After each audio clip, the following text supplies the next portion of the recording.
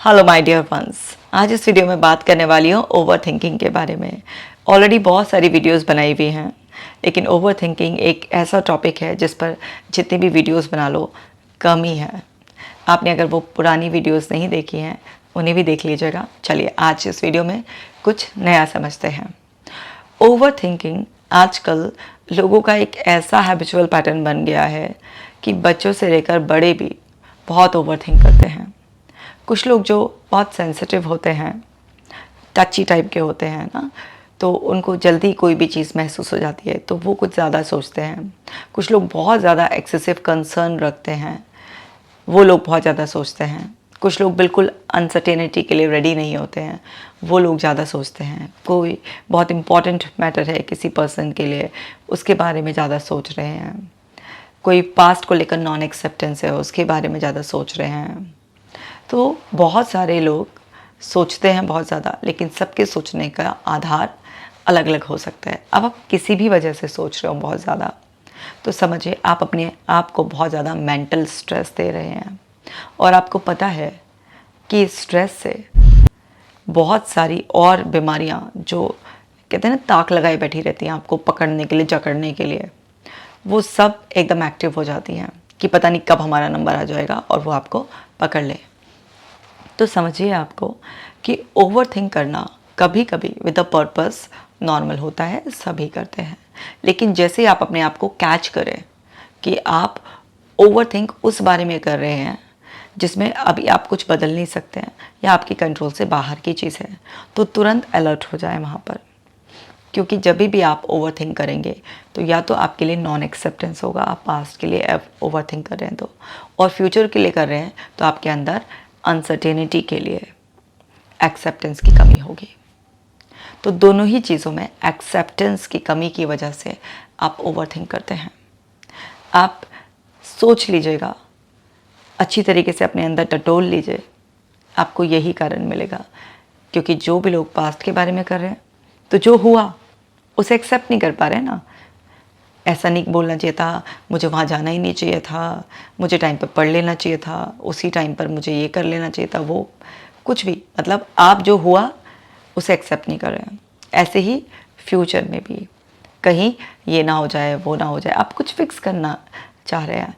क्योंकि आप ये भूल जाते हैं कि लाइफ अनसर्टेन है, और कोई भी चीज़ अनसर्टेन होती है जब तक, तभी तक हमें कुछ पुश देती है, किक देती है, थ्रिल देती है ना, कोई एक्साइटमेंट है लाइफ में। हर चीज़ें फिक्स नहीं हो सकती, हर चीज़ें सर्टेन नहीं हो सकती हैं। आप अपने लेवल पर कोई चीज़ें फिक्स करने की कोशिश करोगे, सर्टेन करने की कोशिश करोगे, बट आप ही थोड़े ना होते उस सिचुएशन में। कितने सारे फैक्टर्स, कितने सारे और लोग इन्वॉल्व होते हैं। सो आपको समझना है कि सोसाइटल फैक्टर्स हो, एनवायरमेंटल हो, पॉलिटिकल हो, या दूसरे पर्सन का इन्वॉल्वमेंट हो, उसकी विलिंगनेस, उसके एफर्ट्स, बहुत सारी ऐसी तमाम चीज़ें होती हैं कि आप चाह कर भी कोई चीज़ को फिक्स नहीं कर सकते हैं। अब आप ओवर थिंक जब भी करेंगे तो इन्हीं दो उसमें घूमते रहेंगे आप। क्योंकि प्रेजेंट में जब वो मोमेंट चल रहा है, आप उसमें पार्टिसिपेट कर रहे हैं, तो आप उस वक्त उस मोमेंट में होते हैं, आप सब कुछ विटनेस कर रहे होते हैं। तो आपका कॉन्शियस माइंड इतना एक्टिव होता है उस टाइम पर, आप बीटा अवेयर स्टेट में होते हैं कि उस टाइम आपके अंदर थोड़ी बहुत माइंड चैटरिंग पैसिव तो चल सकती है, लेकिन एक्टिव ओवर थिंकिंग आप नहीं कर सकते हैं। तो अब प्रेजेंट मोमेंट में भी कुछ लोग ऐसे करते हैं कि बैक ऑफ माइंड कुछ ऐसे चैटर कर रहा है माइंड ना, कुछ कुछ कुछ कुछ चल रहा है उसमें, कि हमें पता है सामने जो चल रहा है वो कुछ अलग है, और बैकग्राउंड में जो चल रहा है वो कुछ अलग ही हमें गाइड करने की कोशिश कर रहा है। ये कब होता है? जब आप अपने दिमाग को गलत तरीके से प्रोग्राम कर देते हो। तो आपके अंदर जो कॉन्शियसनेस है वो होते हुए भी आपका सबकॉन्शियस भी उस टाइम पर आपको कंट्रोल करने की कोशिश कर रहा होता है, पीछे से खुसफुसर करके आपको कुछ गाइड करने की कोशिश कर रहा होता है। तो ये उन लोगों के साथ होता है जो लोग बहुत हैबिचुअल ओवर थिंकर हो जाते हैं। अदरवाइज़ जो इतना हैबिचुअल नहीं है अभी ओवर थिंकिंग के लिए, उनके लिए प्रेजेंट मोमेंट पे उनका माइंड बिल्कुल ऐसे पैसिव मोड में शांत पड़ा हुआ होता है। अब आपको किसी भी लेवल की ओवर थिंकिंग हो, आपको क्या करना है? सबसे पहले आपको ये अपने दिमाग में बहुत अच्छी तरीके से बिठा लेना है कि आपके ओवर थिंक करने से कुछ भी बदलने वाला नहीं है। पास्ट में जो हो चुका वो सिर्फ आपको कुछ लर्निंग दे सकता है, और उसके लिए एक्सेप्टेंस ज़रूरी है। अगर आप एक्सेप्ट नहीं करेंगे तो आपका माइंड है आपका दुश्मन बन जाएगा। अब एक्सेप्टेंस कैसे करेंगे? एक्सेप्टेंस के लिए आपको अपने लैंग्वेज पैटर्न को इस तरह से सुधारना होगा कि अगर आपको कुछ अपनी गलती भी नज़र आ रही है, आपको कुछ फ्रस्ट्रेशन, इरिटेशन कुछ भी हो रही है, तो आप उसे एक्नॉलेज करें, क्योंकि इमोशंस को एक्नॉलेज करके उन्हें रिलीज़ करना सबसे अच्छा है। कि हाँ, मुझे अपनी गलती लग रही है या मुझे बहुत इरिटेशन हो रही है कि मुझसे ऐसी गलती कैसे हो सकती है, फ्रस्ट्रेशन जो भी हो रहा है आपको, आप उसको एक्नॉलेज करें। लेकिन अब ये मोमेंट चला गया है, इससे मैंने ये सीख ले ली, जो भी आपकी सीख है, और अब मैं ये जो लर्निंग मेरी हुई है इससे नेक्स्ट टाइम माइंडफुल रहूँगा और बहुत अच्छी तरीके से इस तरह की सिचुएशंस को संभालूँगा। मैं पहले से पहले जब वो सिचुएशन में होऊंगा तो मैं वहाँ की डिटेल्स पर बहुत अच्छी तरीके से ध्यान दूंगा, ताकि वो सिचुएशन को मैं बहुत अच्छी तरीके से संभाल पाऊँ। तो पास्ट के लिए तो इस तरीके से एक्सेप्टेंस नहीं है। फ्यूचर के लिए क्या बोला है कि लाइफ अनसर्टेन है, इसीलिए लाइफ का मज़ा है। मैं अपना बेस्ट देने के लिए तैयार हूँ, फिर भी जो भी सिचुएशन सामने आएगी हैंडल करूँगा, मैं केपेबल हूँ उसे हैंडल करने में।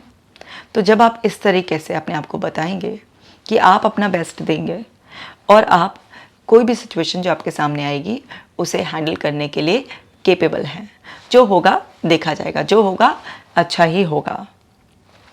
आप अपने आप को बताएंगे कि जिस चीज़ को मैं कंट्रोल नहीं कर सकता उसके साथ मैं कंफर्टेबल हो सकता हूँ।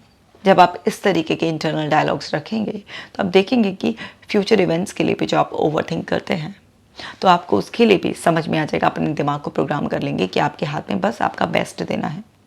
और बेस्ट भी क्या देंगे, उस वक्त की जो आपका विजडम अवेयरनेस होगा उस हिसाब से आप बेस्ट दे पाएंगे। बेस्ट कोई ऐसे यूनिवर्सल बेस्ट नहीं होगा, वो आपका बेस्ट होगा। हो सकता है उसी सेम सिचुएशन में कोई अलग तरीके से अपना बेस्ट दे रहा हो, लेकिन आप अपना ही तो बेस्ट दे सकते हैं, आप दूसरे का तो बेस्ट नहीं दे सकते। अब अपना बेस्ट देने के लिए भी आपको रिलैक्स रहना पड़ेगा। तो अपने आप को बार बार एक्सप्लेन करें कि जितना मैं रिलैक्स रहकर सिचुएशन को अच्छे से संभाल सकता हूँ, उतना ही मेरे अपनों का सबका फ़ायदा है। तो अपने आप को बताएं कि मैं रिलैक्स रहने के लिए आप तैयार हूँ। अपने आप को ये रियलिस्टिक कॉन्वर्सेशन अपने आप से करें, अपने अंदर ये चीज़ फीड करें, क्योंकि जो आप अपने अंदर फीड करेंगे वही चीज़ आपके इंटरनल डायलॉग्स के रूप में बाहर निकल कर आएगी। तो लाइफ की अनसर्टेनिटी के लिए कि मैं अनसर्टेनिटी को एम्ब्रेस करता हूँ, मैं इस एक्साइटमेंट को, इस सरप्राइज़ को अपनी लाइफ में देखने के लिए तैयार हूँ, क्योंकि वही जो सरप्राइज़ अभी आपको लगेगा वो शॉक लगेगा अगर आप रेडी नहीं होंगे। तो आपको समझना है कि आपको अपने आप को रेडी रखना है, क्योंकि आपके परेशान होने से, पैनिक होने से कुछ भी चीज़ बदलने वाली नहीं है। तो जो भी चीज़ आपके कंट्रोल से बाहर की है उसके लिए अपने आप को इस तरीके से प्रोग्राम करें। और जो चीज़ अभी हो रही है तो आप उसके लिए अपने आप को इस तरीके से तैयार करें कि जब भी मैं किसी मोमेंट में होता हूँ, किसी भी पर्सन के साथ होता हूँ, तो उस टाइम मैं माइंडफुल रहता हूँ और उस वक्त का अपना बेस्ट दे रहा होता हूँ। मुझे पता है कि हर समय कुछ ना कुछ एरिया ऑफ इम्प्रूवमेंट हमें नज़र आते रहते हैं। मैं एक ऐसा पर्सन हूँ जो कॉन्टीन्यूसली इम्प्रूव करने के लिए तैयार हूँ। जब हम जिस मोमेंट में होते हैं उस वक्त का ही बेस्ट दे सकते हैं, तो मैं अपना हर वक्त बेस्ट देता हूँ। सो जब आप अपने आप को प्रेजेंट मोमेंट के लिए इस तरीके से तैयार करेंगे और ये अवेयरनेस अपने दिमाग में रखेंगे कि हम जिस मोमेंट में होते हैं उस मोमेंट में हम अपना बेस्ट दे रहे होते हैं, लेकिन जैसे हम उस मोमेंट से आउट होते हैं तो एक्चुअली इतने वेरिएशन में ही हम चेंज हो चुके होते हैं, क्योंकि कुछ एक्सपीरियंस ऐड हो चुके होते हैं। और जब आपका ब्रेन हर वक्त बदल रहा है, उसके अंदर लर्निंग हर समय ऐड हो रही है, तो डेफिनेटली आप अभी यहाँ हैं और यहाँ से पीछे मुड़कर देखेंगे तो डेफिनेटली आपको बहुत सारे एरिया ऑफ इम्प्रूवमेंट्स नज़र आ ही जाएंगे। पर जब आप इस मोमेंट में हैं तो इस मोमेंट की अवेयरनेस का आप इस्तेमाल करें, और यकीन मानिए ना, ये बाद में उस सिचुएशन से आउट होने पर या उस सिचुएशन से डिटैच होने पर अलग तरीके से हमारा दिमाग काम करता है और उस सिचुएशन में अलग। जैसे क्रिकेट का एग्जांपल बेस्ट है। जब कोई वहाँ पर फील्ड में होता है और मैच चल रहा होता है, उस टाइम का जो प्रेशर होता है, उस टाइम उनका जो प्रेजेंस ऑफ माइंड और सब चीज़ें होती है, वो बहुत ही स्ट्रेस होता है उन लोगों पर। उस टाइम पर वो जो कर रहे होते हैं, अब कोई बालकनी में बैठा है, वहाँ से मैच देख रहा है, अपने घर पर टीवी से मैच देख रहा है, उसके लिए वो ऐसा करना चाहिए था, वो कैच नहीं छोड़नी चाहिए थी और भाग जाना चाहिए था और यहाँ से करना चाहिए था। वो सब व्यूज़ देने बहुत आसान है, क्योंकि उसका माइंड उस प्रेशर को फील नहीं कर रहा है, या अपने ही एक्शंस को बाद में रिव्यू कर ऐसा कर लेना चाहिए था, वैसा कर लेना चाहिए था। ये सब करना बहुत आसान होता है क्योंकि उस वक्त आप प्रेशर से आउट हो जाते हैं। आपको देख के चलो, क्रिकेट का तो आपका पर्सनल एक्सपीरियंस नहीं होगा, एग्जामिनेशन हॉल का तो होगा एक्सपीरियंस। जब आप एग्ज़ाम देने गए होंगे तो उस वक्त क्या होता है कि जब आप एग्जामिनेशन हॉल में होते हैं, आपके पास पेपर होता है, टाइम लिमिट होती है और एक टीचर आपके चक्कर लगा रहा होता है, पूरा पूरा प्रेशर होता है। उस वक्त आपका दिमाग अलग तरीके से वो करता है। लेकिन जब आप पेपर दे के एग्जामिनेशन हॉल से बाहर आते हैं, उस टाइम पर जब वो प्रेशर हट जाता है, तब कैसे याद आता, अबे यार इसमें ये नहीं लिखा, अरे यार ऐसे नहीं ऐसे, और उस वक्त याद ही नहीं आया। तो प्रेशर के टाइम पर माइंड अलग तरीके से काम करता है और जब वो प्रेशर हट जाता है, वो सिचुएशन से आप बाहर निकल जाते हैं, तो अलग तरीके से काम करता है। और फिर हम बहुत सारी चीज़ें इधर उधर से पूछ लेते हैं, बहुत सारी चीज़ें ऐड हो जाती हैं दिमाग में, है ना। आप एग्जामिनेशन हॉल से आप बाहर निकलते हैं, दोस्त मिलते हैं, उन्हें भले ये इसका तो ये आंसर था, इसका ये था, वो था, मैंने तो ऐसे किया वैसे किया, बहुत सारी इन्फॉर्मेशन ऐड हो जाती है। फिर जब उस इन्फॉर्मेशन एडिशन के बाद आप देखते हैं तो आपको और 50 कमी नज़र आती है। तो ये हम सबके साथ होता है। आपको समझना होगा कि आपको अपने आप को इस तरीके से प्रोग्राम करना है। अगर आपको ओवर थिंकिंग से पूरी तरीके से आउट होना है, बाहर निकलना है, तो लाइफ में अनसर्टेनिटी है, हर अगले पल में अनसर्टेनिटी है। तो व्हाट इफ थिंकिंग को कर दो गुड बाय। अगर ये हो गया, अगर वो हो गया, अरे जो हो गया, अगर मगर में क्या रखा है, जो हो गया देखा जाएगा, जो होगा बढ़िया होगा, संभल जाएगा।